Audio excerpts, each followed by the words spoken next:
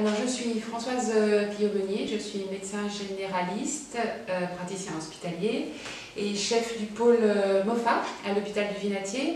Le pôle MOFA étant le pôle qui rassemble les activités de médecine, d'odontologie, de pharmacie et d'addictologie. Je coordonne le fonctionnement de ce pôle et notamment avec le docteur Anastasie et des unités de médecine dont on va parler aujourd'hui. Moi, je suis le docteur Arnaud Anastasie, je suis praticien hospitalier aussi, médecine générale. Et donc je suis le chef de service des deux unités de médecine et de SSR, de soins de suite et de réadaptation, ainsi que le chef de service des différentes unités transversales du pôle, dont le service de radiologie, le service de spécialité, les diététiciennes, le service de rééducation. Provol, c'est un service de médecine dirigé par un non-psychiatre au sein d'un hôpital psychiatrique. Il se compose de 22 lits. C'est un service intersectoriel. L'avantage d'être intersectoriel, c'est qu'effectivement on peut recevoir des patients de n'importe quel secteur. Et pas seulement du secteur donc, du Vinatier, mais on peut recevoir des patients des secteurs des hôpitaux psychiatriques de la région. Et on a parfois, c'est à la marge, mais ça arrive régulièrement, des patients qui sont hors secteur, c'est-à-dire hors département, voire hors région, pour des situations très, très particulières.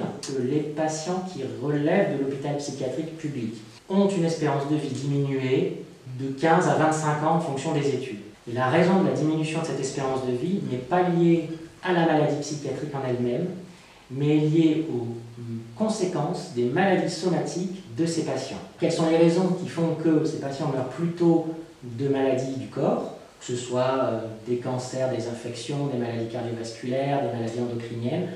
En fait, il y a tout un panel de raisons qui ne sont pas inéluctables. En gros, c'est le défaut d'accès aux soins.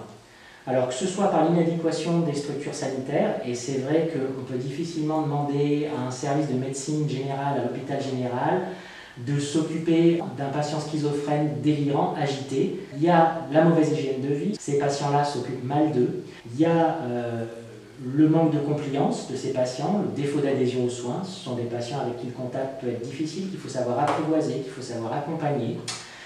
Il y a parfois les mauvaises relations avec les soignants, dont les causes s'appuient sur tout un tas de phénomènes, et notamment parfois sur des hospitalisations antérieures qui se sont mal passées ou qui ont eu lieu dans un contexte d'agitation qui ont nécessité une forme de coercition. Il y a évidemment toutes les addictions, puisque le champ des addictions traverse très largement les patients qui sont hospitalisés à l'hôpital psychiatrique public.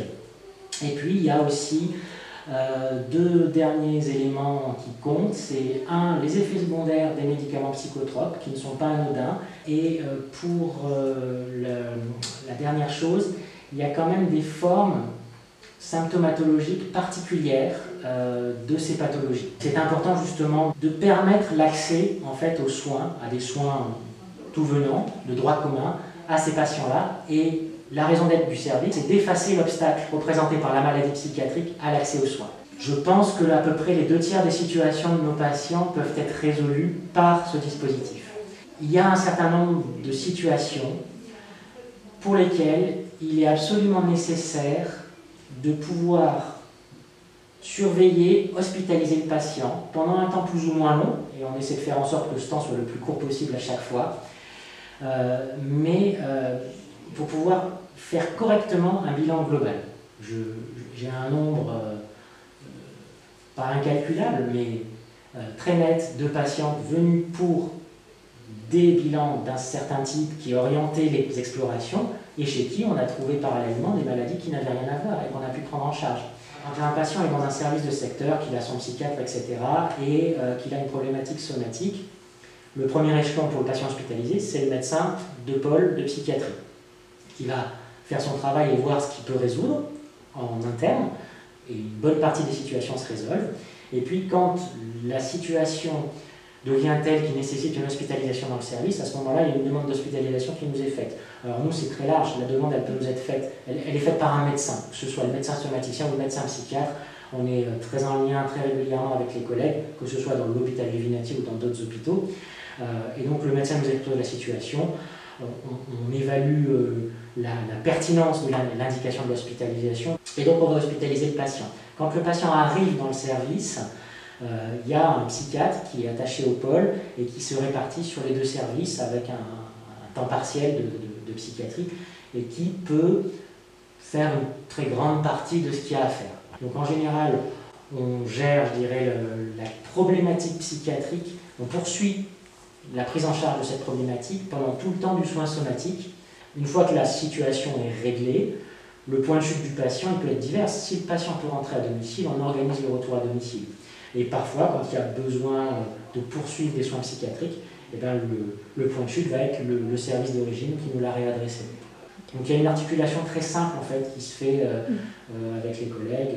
On a très régulièrement à prendre en charge des patients pour qui il y a eu un échec dans une prise en charge classique et que le fait d'être pris en charge dans une de ces deux unités en fonction de leur clinique par une équipe qui est formée, quand je dis une équipe c'est des médecins généralistes mais avec les psychiatres dont on a parlé tout à l'heure et également les infirmières, au sein des murs de l'établissement, on a de façon systématique une prise en charge qui finalement est possible alors que ces patients étaient en échec sur d'autres types de prise en charge.